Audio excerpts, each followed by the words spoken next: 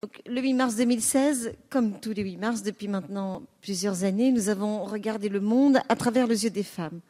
Lors de cette journée, encore plus que toutes les autres, il est impossible de ne pas voir en face les violences faites quotidiennement aux femmes.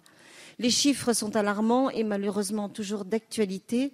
Je ne vais pas les évoquer, nous les connaissons toutes et tous, et ils ont déjà été évoqués par d'autres. Ils justifient pleinement ce rapport rendu par la délégation aux droits des femmes. Et je profite de cette intervention pour saluer le travail de ma collègue parlementaire Pascale Crezon, ainsi que celui d'ailleurs de la délégation aux droits des femmes et de sa présidente. Les avancées en matière de protection des femmes sont indiscutables. La volonté de faire entrer dans le vocabulaire courant et administratif le terme de féminicide est à souligner. Le droit pénal est aujourd'hui en pleine progression pour faire reconnaître et condamner les violences faites aux femmes. Mais beaucoup de professions sont aujourd'hui confrontées à cette question. Ainsi, les médecins, les avocats, les magistrats, les assistantes sociales, les fonctionnaires de police sont autant de corps de métier qui seront confrontés au cours de leur carrière à des femmes victimes de violences.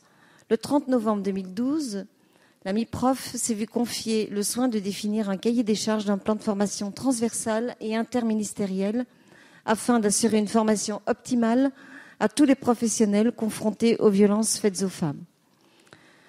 Des efforts ont été faits depuis 2012 et je citerai notamment la mise en place des kits de formation.